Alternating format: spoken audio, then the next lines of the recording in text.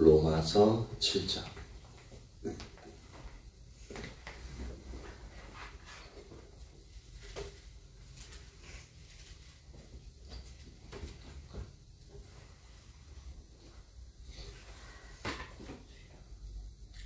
로마서 7장 1절에서 6절까지.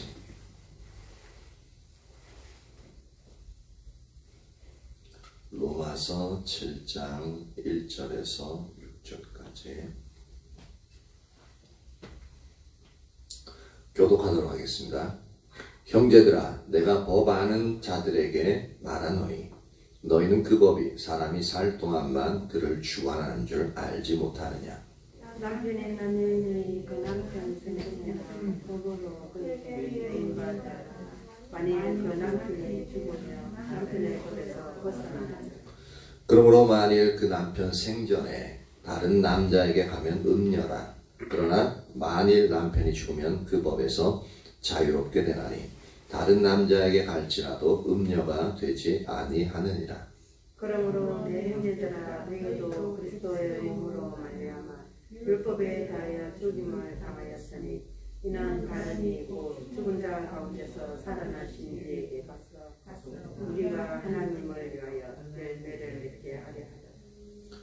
우리가 육신에 있을 때에는 율법으로 말미암는 죄의 정욕이 우리 지체 중에 역사하여 우리로 사망을 위하여 열매를 맺게 하였더니 이제는 우리가 후회했던 것에 대하여 죽었으므로 율법에서 벗어났으니 이러므로 우리가 영의 새로운 것으로 성경인 것이고 율법 조문에 모은 것으로 아니하느냐. 여러분들이 읽는데 읽을 때 항상 이제 우리 사랑이가 지 엄마 따라한다고 억양을 갖다가 사투리 하나도 하고 이제 뭐 만약에 우리가 육신에 있을 때에는 이제 그렇게 이제 흉내를 내거든요. 근데 가만히 들려오는데 목소리가 그러니까 아내랑 이제 신영이 권사님이 이제 일단 자매니까 근데 목소리 털 똑같아요. 가만히 보니까.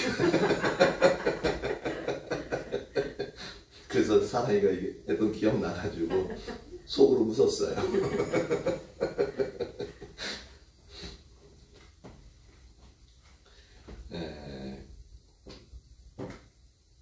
이제 로마서 7장에 이제 들어왔는데 이제 여기서부터 보면은 이제 6절까지 이제 우리가 오늘은 살펴볼 텐데 이제 그 다음 7절부터는 이제 우리가 살펴볼 내용들은 이제 율법의 기능에 대해서 쭉 이제 율법의 기능 첫 번째, 두 번째, 세 번째 그리고 네 번째 이렇게 쭉 살펴보게 될 거예요.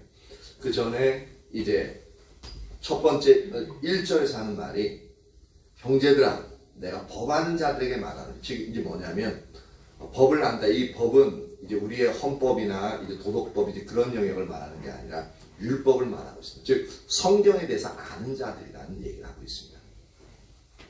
이 얘기는 로마 교회 예수님을 모르다가 예수님을 알게 되어져서 하나님의 말씀을 받아들이고 그 말씀대로 살아가고자 하는 그들, 그래서 성경의 지식을 가지고 있는 그들에게 쓰고 있다. 그러니까 또한 이제 거기에는 유대인도 포함되어 있겠죠. 유대인들은 원래 이제 하나님의 율법을 잘 알고 어릴 때부터 3살 때부터 그 이제 중요한 구절들을 암송시키니까 누구보다 더 잘 알고 있죠. 그들 모두를 이제 그리스도 안에서 하나가 되어진 형제 자매가 되어진 예수 믿는 사람들에게 이제 편지하는 부분을 알 수 있습니다. 형제들아, 내가 법 아는 자들에게 말하노니 너희는 그 법이 사람이 살 동안만 그를 주관하는 줄 알지 못하느냐. 즉 율법은 우리가 살아있을 때만 율법이 우리에게 영향력을 미치고 우리에게 권세를 행사한다는 것입니다. 그러니까 우리가 죽고 나면 율법은 우리에게 어떠한 영향력도 끼치지 못한다는 거예요. 그러니까 하늘나라에 가면 율법이 존재하지 않습니다. 성경이 존재하지가 않아요. 왜냐하면 하늘나라에서는 우리는 율법을 모르니까 배우는 건데 하나님의 의도가 뭔지 몰라서 배우는 건데 하늘나라에 가면은 하나님이 우리를 아신 것 같이 우리도 그를 알리라라고 표현하고 있습니다. 즉 뭐냐면 하나님이 우리에게 하늘나라에서는 우리의 눈을 열어서 보여주셔요. 알려주셔요. 하나님이 지금 어떠한 우리를 향해서 어떠한 마음을 가지고 계신지 그 영역들을 알려주시기 때문에 율법이 필요가 없죠. 그 하나님의 의도와 의중이 선명하게 비춰지니까. 물론 근데 천국을 경험하거나 아니면 이제 계속적으로 주님과의 관계 가운데 천국을 이렇게 들락날락 하시는 이제 들락날락이라는 표현이 좀 그런가? 천국을 왔다 갔다 어떻게 표현되지?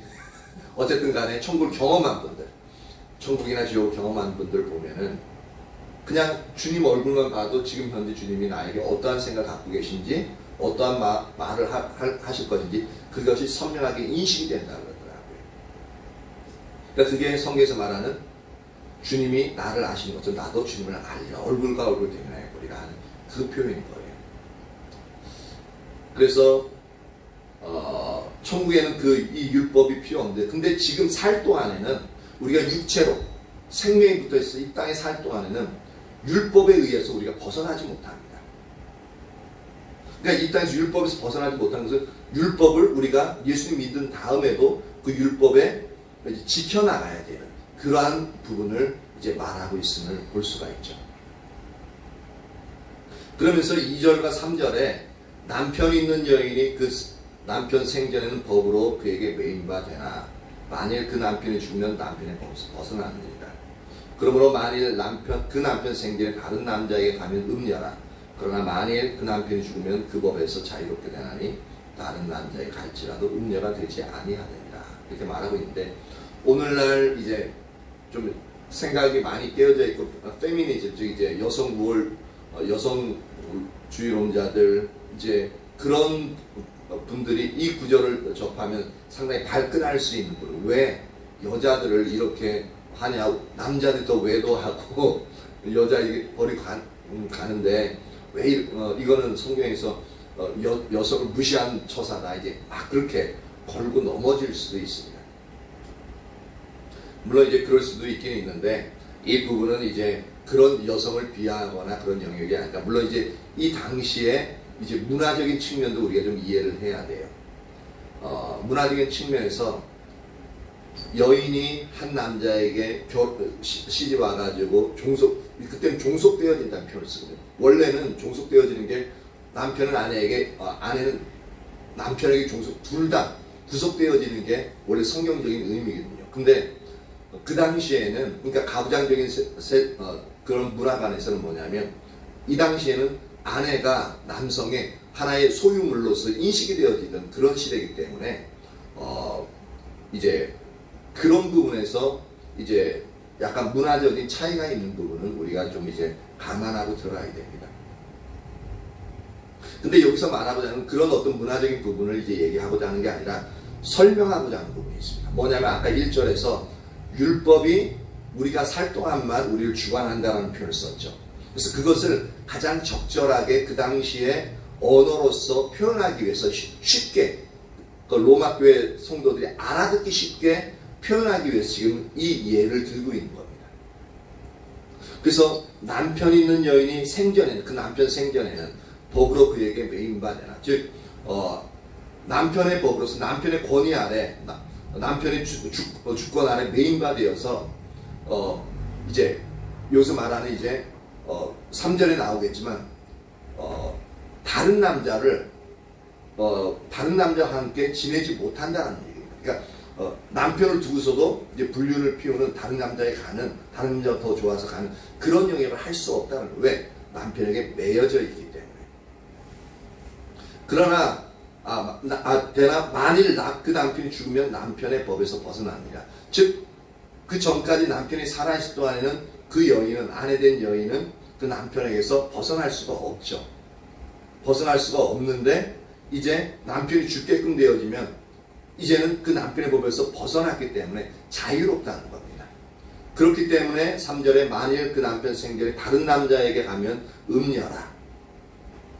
그러니까 불륜을 저지르는 거죠. 그러니까 남편이 살아있을 동안에 다른 남자에 가면 이제 불륜을 저지르는 부분인데 그러나 남편이 죽으면 그 법에서 자유롭게 되나니 다른 남자에게 갈지라도 음녀가 되지 아니하니라. 즉 불륜이 되어지지 않는다라는 거죠. 그러니까 이 부분이 율법이 우리가 육체로 우리가 지금 현재 살아있는 동안에는 율법이 우리의 남편이 된다는 거예요. 우리는 그 안에 들어가지고 육체로 살아가는 동안에는 이 율법의 법 안에서 우리가 벗어날 수가 없어요. 항상 율법의 조항들이 있어가지고 우리가 그것을 항상 지켜나가야 된다는 겁니다. 근데 우리가 죽으면 율법은 우리에게 아무 상관이 없죠. 벗어나죠. 그래서 우리가 죽지 않으면 율법에서 이제 벗어나지 못하는 그 영역을 좀 쉽게 이제 그 당시에 이제 문화를 통해서 설명하고 있는 겁니다. 그래서 이제 4절에는 그것을 더 구체적으로 얘기합니다. 그러므로 내 형제들아, 너희도 그리스도의 몸으로 말미암아 율법에 대해 죽임을 당하였으니, 이건 그리스도의 몸으로 말미암아는 예수님이 우리의 모든 죄를 지고 십자가에 달려 죽으신 것을 말하고 있습니다. 그리고 십자가에 달려 죽으셨는데 우리가 예수를 믿을 때에 우리도 예수 그리스도 안에서 예수님이 죽으실 때 우리도 우리의 모든 죄의 대가를 지고 죽은 것으로 하나님은 간주하십니다. 그래서 그리스도 몸으로 말미암아 율법에 대하여 죽으면, 율법에 대하여 죽었다는 것은 뭐냐면 율법을 어기면은 그 죄를 짓는 것이요 죄의 대가는 사망이라고 했잖아요. 그러니까 그리스도의 몸으로 말미암아, 즉 그리스도 안에서 우리가 예수님이 돌아가실 때 우리도 같이 죽음으로 말미암아 율법에 대해서 죽임을 당한, 그래서 우리의 죄의 대가를, 죄의 싹을 다 치렀기 때문에 율법에 대해서 죽임을 당해서 율법이 이제는 우리를 주관하는 자리에 있지 못한다라는 겁니다. 율법의 종이 되어지지 않고 율법에 속박되어지는 존재가 아니라는 얘기가 되어지는 겁니다. 어떤 의미인지 아시겠죠? 그래서 율법에 속박되어지지 않는 것은 율법을 행함으로 말미암아 우리가 의롭다함을 얻고 율법을 행함으로 말미암아 우리가 하나님께 은혜를 받는 조건으로서의 그 역할을 하는 그 율법의 속박으로부터 우리가 이제 벗어났다라는 겁니다.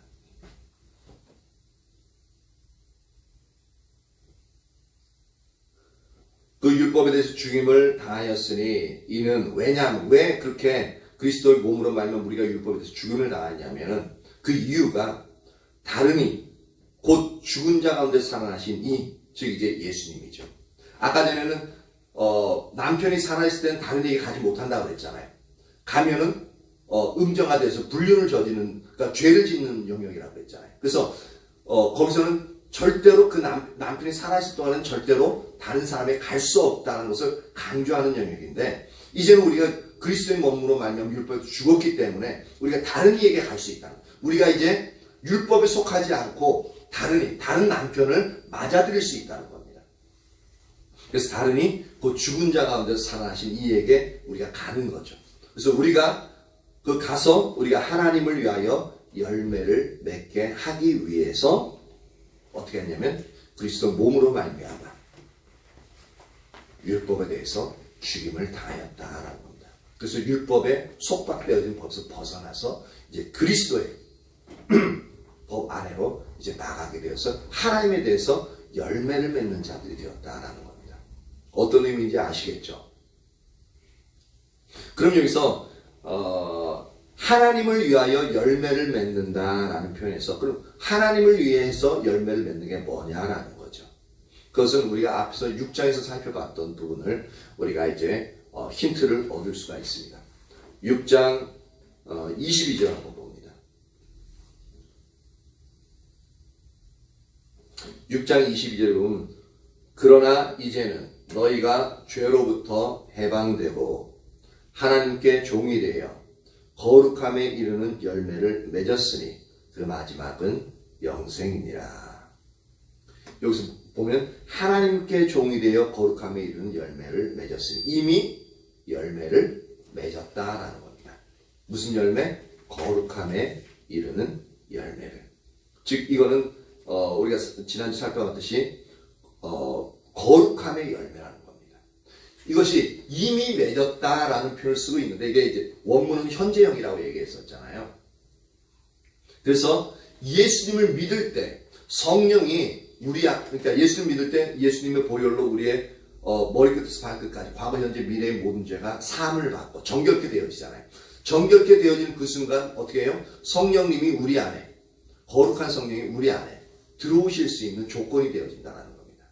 그래서 정결케 되어져서 우리 안에 한 영역 가운데 들어오셔서 이제 우리 마음의 영역이 한 영역에 들어오셔서 이제 거하시게 되어지는 거예요.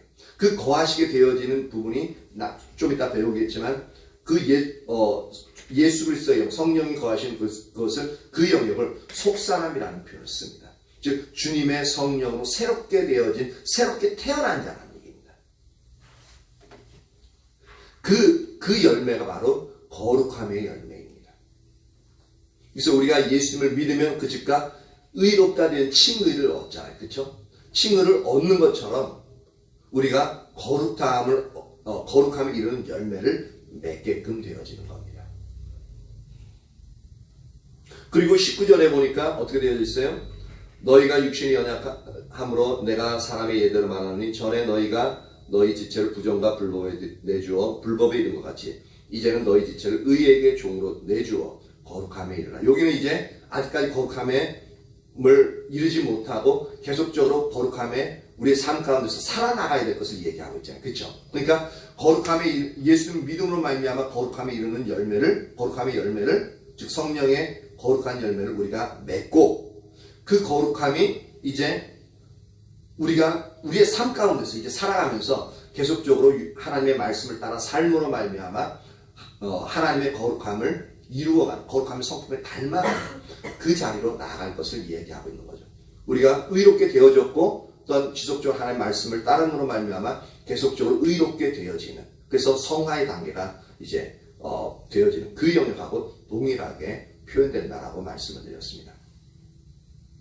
이처럼 로마서 7장에서 말하는 이제 7장 4절에서 말하는 우리가 하나님을 위하여 열매를 맺게 하려 함이라 라는 이 영역이 이제 우리가 예수님을 믿음으로 말미암아 이제 하나님의 자녀가 되고, 그리고 그 자녀가 될 때 그 보증, 하나님의 자녀라는 것을 인치심을 위해서 이제 주님의 성령이, 예수 그리스도의 영이 우리 심령에 들어오셔서 이제 그 영역, 계시는 그 영역이 성령이 거하시는 영역이 우리의 속사람으로서 이제 거룩함의 열매가 맺어지는, 거룩함의 씨앗이 이제 뿌려졌다라고 표현하면 되겠죠. 그것이 이제 우리가 자라나야 돼요. 그래서 거룩함이 이르는 자리로서 점점점 성숙해져야 됩니다. 그래서 속사람이 더욱더 성숙해지면 뭐냐면, 속사람은 거룩함의 사람이기 때문에 우리가 죄에 대해서 점점 더 떠나고 죄의 영향력이 우리에 없고 거룩한 주님의 성품을 닮아서 자꾸 그렇게 성장해 나가면서 결국은 예수 그리스도의 모습을 닮아가는 것을 말하고 있습니다. 그래서 이렇게 하나님을 위하여 열매를 맺게 하기 위해서 그리스도의 몸으로 말미암아 율법에 대하여 우리가 죽임을 당하였다라고 말하고 있는 겁니다. 그런데 이제 5절에는 그 반대를 얘기해요. 우리가 육신에 있을 때에는 뭐냐면 우리가 아예 예수님을 모르고 그렇게 이제 삶을 살아갈 때에 이제 그 영역을 죄의 본성 가운데 있을 때를 말하고 있습니다. 있을 때에는 율법으로 말미암는 죄의 정욕이 우리 지체 중에서 역사하여 우리로 사망을 위하여 열매를 맺게 하였나니, 아까 전에는 하나님을 위해서 열매를 맺게 했다고 했는데 우리가 육신에 거하게 되어지면은 사망을 위하여 열매를 맺게 된다라고 말하고 있습니다. 근데 이 말이 이해는 되는 것 같은데 또 이해가 안 되는 영역들이 말이 약간 어려워요. 이렇게 함축되어져 있다 보니까 한번 자세히 봅니다. 우리가 육신에 있을 때에는, 그러니까 이게 두 가지 의미로 또 해석할 수가 있어요. 뭐냐면 우리가 예수님을 믿지 아니할 때, 죄의 본성 가운데 있을 때에, 그때에 이제 육신에 있을 때가 맞죠. 근데 또 하나는 뭐냐면 우리가 예수님을 믿게 되어지면 하나님의 자녀가 되어서 더 이상 육신에 거하지 않잖아요. 죄의 본성 가운데 거하지 않는데, 근데 여전히 죄의 본성이, 그 습관들이 우리에게 남아있기 때문에 이 육신에 거할 수가 있게끔 되어진다는 겁니다. 그러니까 죄의 법 안에로 계속적으로 우리가 들어가서 죄를 행하는 그런 자리에 있을 수 있게끔 되어집니다. 그 영역도 육신에 있을 때는 이라고 우리가 넓게 생각할 수 있습니다. 그리고 육신에 있을 때에는 율법으로 말미암는 죄의 정욕. 근데 이게 재밌어요. 죄의 정욕이라는 것은 죄를 저지르고 싶은 욕구를 말하고 있거든요. 우리 안에는 죄를 저지르고자 하는 욕구, 즉 다른 말로 하자면은 성경에서 말하는 이제 부분에 있어서 무엇을 하라 그러면 괜히 싫은 거예요. 그리고 성경에서 또한 이제 하지 말라 그러면은 그것도 지키기 싫은 거예요. 그러니까 이 영역을 어떻게 얘기하면 나는 내 마음대로, 내 마음 가는 대로 자유롭게 살기를 원해. 그럴 권리가 나에게 있어라고 얘기하죠. 왜 꼭 성경에 있는 그러한 율법대로 살아야 되느냐라는 겁니다. 왜 그렇게 고리타분하게 살아야 되느냐라는 겁니다. 우리 은수 형제 그렇게 생각하지 않아요? 아니야? 없지 않지 그런 생각이. 우리 영광이는 어때요? 전적으로 동의하지 않아?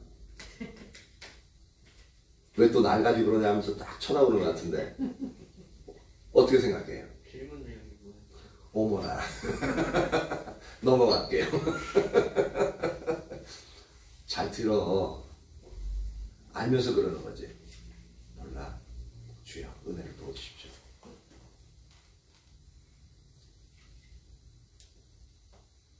내가 당황해가지고 지금 뭘 얘기했지 잊어먹었어.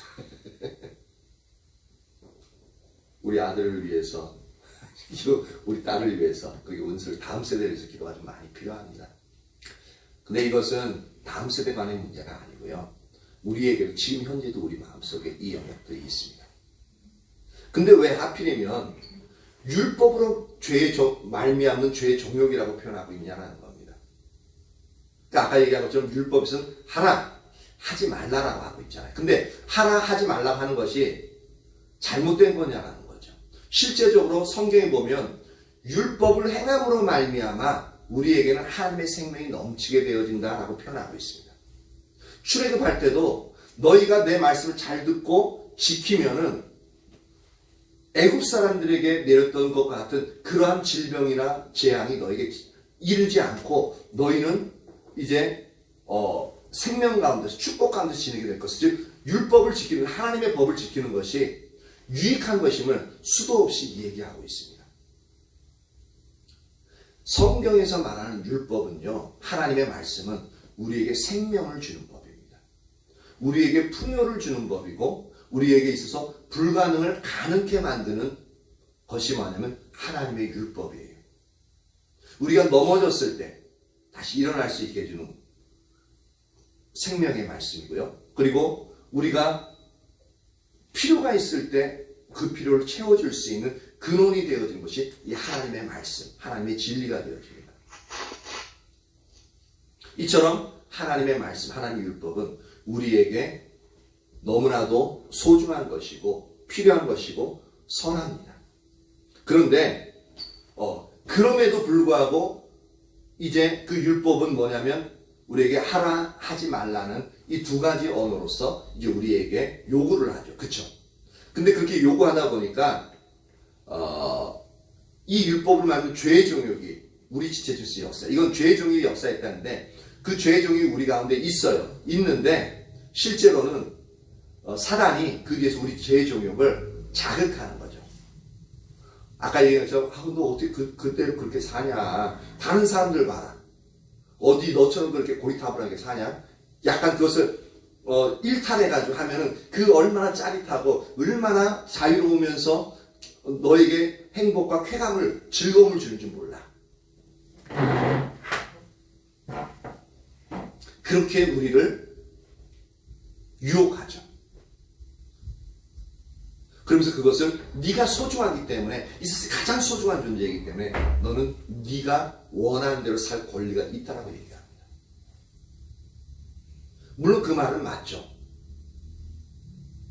근데 거기에서는 한 가지 이제 우리가 보지 못하는 사단이 이제 싹 숨긴 것이 뭐냐면, 그렇게 살아갈 수 있는 권리, 자유가 있지만, 항상 얘기하지만 그로 인해서 그 자유가 크면 클수록 우리에게는 그로 인한 의무, 책임져야 될 영역들이 있다는 겁니다. 이것을 내려놓고 이것을 버리고 자유만을 추구하게 되면 이 사회 자체가, 그리고 내 내면의 삶도, 내 삶의 모양도, 그리고 나의 확장형이 이 사회잖아요. 그리고 사회 확장형이 국가잖아요. 뭐냐면 자유만을 주장하게끔 되어지면은 무책임하기 때문에 이 사회가 혼란스러워집니다. 다툼이 많아져요. 용납이 안 돼요. 그리고 나만을 위해서 살아가게끔 되어지고요. 그리고 다른 사람이 나를 건드리지 않으면 나는 아주 좋은 사람으로서 살아가는데, 다른 사람이 나에게 조금이라도 불편하게 하면은 그것을 참지 못하는 거예요. 네가 뭔데?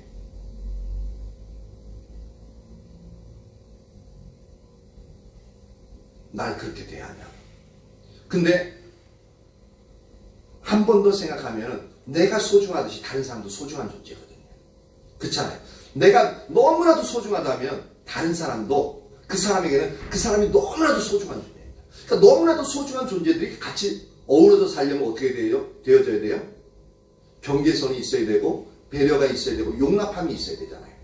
그러니까 자유와 함께 강조되어져야 될 부분이 뭐냐면 책임과 의무가 강조가 되어져야 돼요. 그래야 나의 소중함, 나의 자유가 보호받을 수 있어요.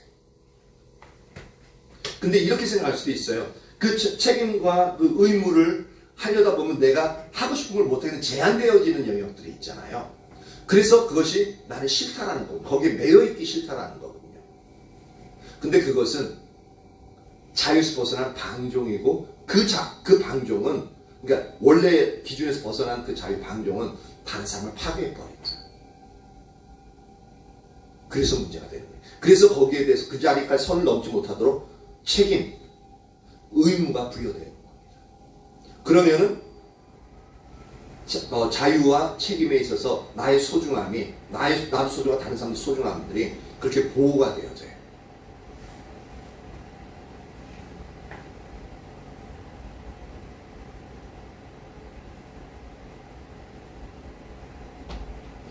약간 말이 옆으로 이제 지나가 버렸는데, 죄의 종욕이 그것을 갖다 하고 하지 말라는 그 부분을 갖다 우리가 딱딱딱 이제 건드리니까 우리는 하기 싫어지고, 또한 그러니까 하기 싫어지고, 또한 죄를 짓게끔 되어지는. 그래서 우리 지차 중에서 역사하기 때문에 우리로 사망을 위하여서 열매를 맺는다. 왜 사망을 위해서 열매를 맺냐면 죄를 지으면 죄의 대가가 뭐예요? 사망이죠. 그러니까 사망을 위해서 우리가 열매를 맺게 한 것이 뭐냐면 우리 육신에 있을 때, 육신 가운데 거할 때 그렇게 되어진다는 겁니다.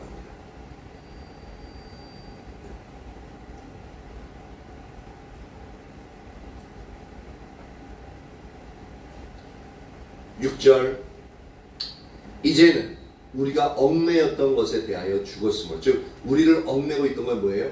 율법이잖아요. 그렇죠? 율법이 우리를 다스리고 행하지 못하면은 어떻게 해요? 정죄하고, 그래서 죄인으로서 발견되어질 수밖에 없는, 그래서 그 안에서 이제 영영 갇혀 살 수밖에 없는 그 얽매였던 것을 죽었으므로, 우리의 남편이었던 율법이 죽었으므로 이제 그 율법에서 벗어나는 거예요. 우리가 이제 다른 자에게, 곧 나를 위해 죽으신 예수 그리스도께 가도 갈 수 있는 이제 존재가 되었다는 거죠. 율법에서 벗어났으니 이러므로 우리가 영의 새로운 것으로 섬길 것이요.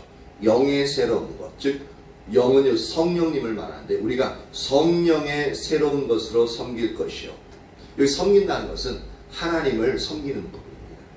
그래서 하나님을 이거 섬기는 부분을 이제 다른 넓게 표현하면 하나님을 예배하는 것입니다.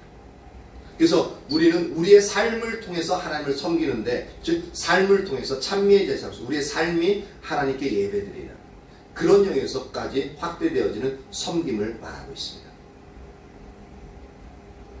그래서 영의 새로운 것, 즉 성령으로 말미암아 어떻게 되어지냐면은 성령이 우리 속에서 역사하는 결과로 말미암아 그런 새로운 민으로 생기는 건데, 우리의 이 속사람은 성질과 속성상 완전히 새로운 다른 것으로서 죄의 종욕이 아닌 성령으로 말미암아 새롭게 되어진 속사람을 말하고 있습니다. 그러니까 우리가 이제는 살아가야 될 부분이 뭐냐면 죄의 본성을 따라 살아갈 게 아니라 이제 성령으로 말미암아 새롭게 되어진 속사람이 있는데 그 속사람으로 말미암아 즉 성령이 인도함을 받는 그 속사람을 통해서 하나님을 섬기면서 살아나가야 될 부분을 이야기하고 있는 겁니다. 그래서 새로운 남편인 예수 그리스도를 남편으로 삼아서 그 남편의 법에 매여 이제 그분이 시키는 대로 우리가 삶을 살아가는 것이 뭐냐면 영의 새로운 것으로 섬긴다라는 표현을 쓰는 겁니다. 섬길 것이요 율법 조문에 묵은 것으로 아니할지라. 율법 조문에 묵은 것이라는 건 뭐냐면 우리가 율법 조문은 율법의 문서 조항들을 말하거든요. 그러니까 율법 항목 하나하나들을 말하고 있어요. 근데 그것은 오래되어진 영역인데 그러니까 문자에 의한 삶으로 살지 말라라는 겁니다. 즉 율법만을 이거 지키면은 기도하면 하나님 복받는다 그러더라. 그리고 이제 율법에 있는 대로 그러니까 율법을 행함으로 말미암아 이제 의를 이제 내가 내세우는 의를 얻는 그 영역으로서 이제는 삶을 살아가지 말라라는 겁니다. 그럼 이제 여러 가지 이제 그럼 율법이 나쁜 거냐? 이제 그렇게 생각할 수 있습니다. 그렇죠? 율법의 묵은 그러니까 그러면 이제 이렇게 되면 율법 폐기론이 나오는 거예요. 자꾸 율법은 나쁜 걸로 자꾸 몰아가잖아요. 그렇죠? 그러면서 어떻게 하라고 하냐면 영의 새로운 것으로 이제 섬겨라. 그렇게 살아가라라고 얘기하고 있잖아요. 그러다 보니까 이제 율법을 지키기보다는 이제 우리의 기도를 통해서 성령님이 기도 중에 성령님이 인도하시고 우리 이끄시고 말씀하신 그 영역을 통해서만 살아가는 그 영역 쪽만 또한 이해하고 그렇게만 살아가려고 합니다. 근데 그 부분이 원론적으로는 맞아요. 근데 한 가지를 이제 놓치고 있는 겁니다. 뭐냐면 우리에게 있어 하나님이 아무리 올바른 언어로서 하나님이 말씀하신다 할지라도 우리가 그것을 하나님의 음성을 받아들일 때에 우리에게서 그것을 해석하고 적용하는 데 있어서는 다르게 해석하고 적용할 수 있다는 겁니다. 뭐냐면 우리가 여태까지 지내왔던 삶의 경험들 또한 내 가치관 내가 가지고 있는 지식들을 통해서 그 하나님의 말씀을 다시 재조명해 보거든요. 그러다 보면 하나님이 원래는 A라고 얘기했는데 나는 B라고 해석을 해버려요. 그러니까 이런 겁니다. 제가 이제 청주에 내려와가지고 하나님이 이제 건물을 얻지 말고 집에서부터 이제 사역을 시작하라 그래가지고 그 집을 이제 찾으러 다녔죠. 그러니까 그러면 집이 거실이 넓어야겠다. 넓어서 그것을 이제 주일날이나 수요일날에 예배실로서 써야 되니까 거실이 넓은 데를 하려면 평수가 좀 넓어야 되고 이제 그렇게 하는 부분을 이제 찾아야겠다. 그래가지고 쭉 돌아다니다 보니까 아파트 넓은 평수는 너무 비싸고요. 근데 또 보니까 이제 일반 왜 이런 빌라들 같은 데 보면 이제 아래는 이제 가게들이 있고 2층, 3층은 어떻게 해요? 이제 세놓은 다음에 3층 꼭대기층은 이제 4층까지 되면 2층, 3층 세놓고 4층은 이제 주인 세대를 해가지고 이제 한 세대를 가지고 넓게 이제 되어져 있잖아요.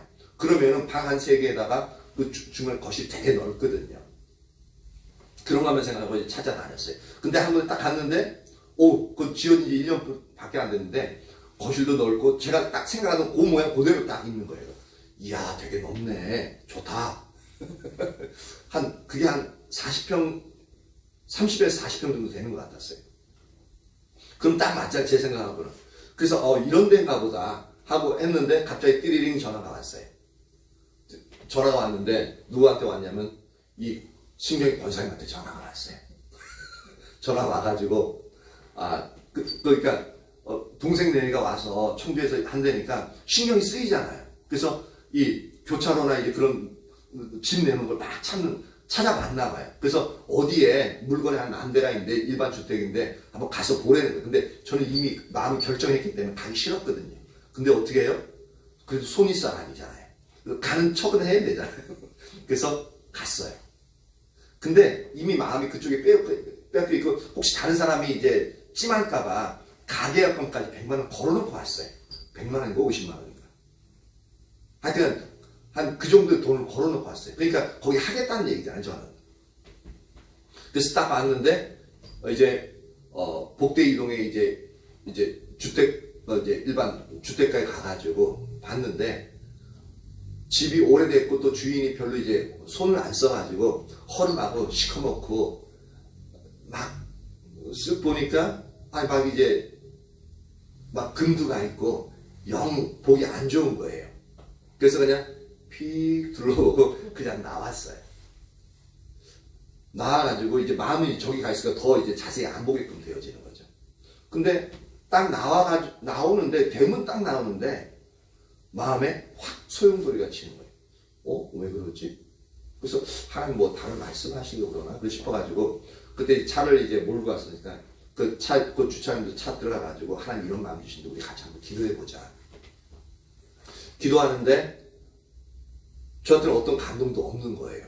그래서 혹시나 아내에게 한 말씀이 있는가 싶어가지고 난 뭐 기도하는데 어떤 감동도 없는데 당신은 이제 어떤 하나님 주신 감동이 있냐 그러니까 본인도 이제 자꾸 이게 좋은 데 있잖아요. 거기 기도하는데 자꾸 기도가 자꾸 이쪽으로 나온다는 거예요. 그래서 그래? 근데 그때 이제 제 마음의 상태는 어떤 거였냐면 내가 원하는 거 아니라 할지라도 하나님이 원하시는 영역이면 순종하겠습니다. 그런 기본적인 마음을 갖고 있었거든요. 그래서 딱 알았지. 그럼 하나 이제 다시 기도하자. 그러면서 제가 이제 다시 기도하는 부분이 뭐였냐면 하나님 이쪽이든 저쪽이든 내가 마음에 원하는 것이든 아니 마음에 안 드는 것이든 다 내 생각을 다 내려놓겠습니다. 이제 하나님이 내게 말씀하시고자 하는 영역으로 제게 말씀하십시오. 그럼 내가 순종하겠습니다. 그렇게 하고 기도를 시작했어요. 근데 시작하는데 갑자기 하나님 책망하시는 거예요. 너는 왜 겉모양이 좋고 나쁜 거 그것만 바라보냐. 그러니까 그렇게 확 책망하시는데 기도하다가 계속 꺼이꺼이 울었어요. 하나님 죄송해요. 용서해주세요. 막 울다가 하나님 그럼 어떻게 해요? 그랬더니 네가 만약에 여기서 이 집에서 시작하면 내가 너한테 복 줄게. 하나님은 복 주신다고 그랬어요. 그러니까 저한테는 복한 딱 두 가지에서 떠오르더라고요.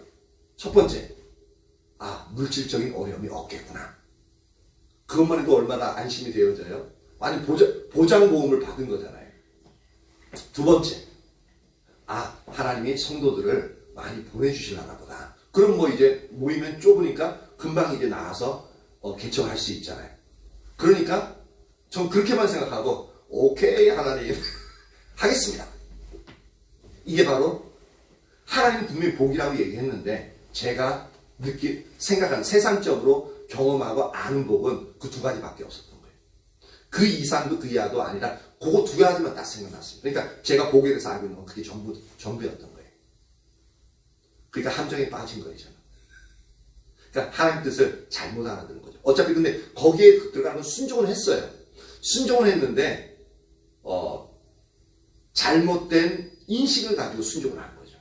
그러니까 뭐냐면 그곳에 가니까 좋아질 줄 알았는데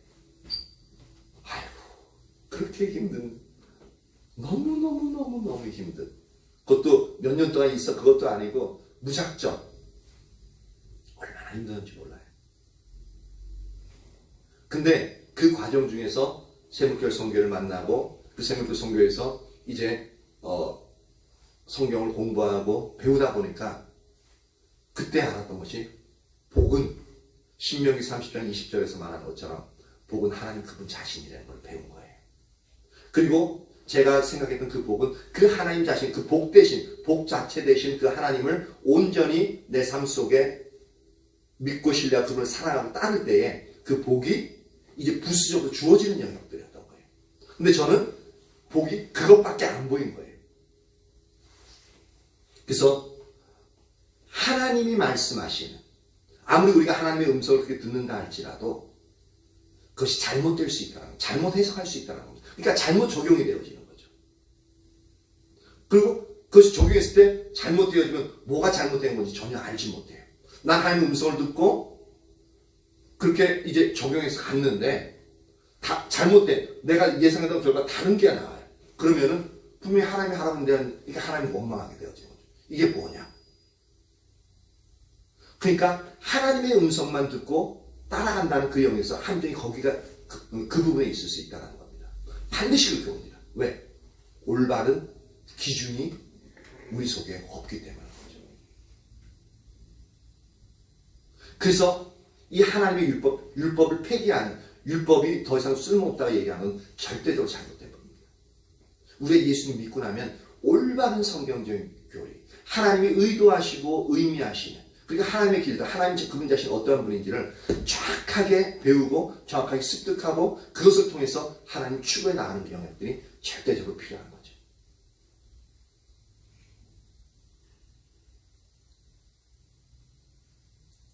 그러면서 그 가운데서 이제 그 올바르게 세워진 이제 성경적인 기준 가운데서 성령님이 우리 안에서 속 사람 인도에 가신 대로 그 율법을 적용하고 해석해서 이제 따라가는, 그렇게 되어져야만 영의 새로운 것으로 온전히 하나님을 섬길 수 있게끔 되어집니다.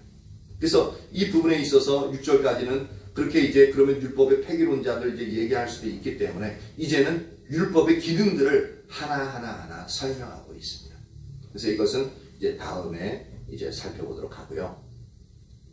이 1절에서 6절을 살펴보면서 이제 우리가 적용해야 될 부분은 이제는 우리는 율법에 의해서 지배받는 존재가 아니다라는 그 영역을 반드시 인식해야 되고요.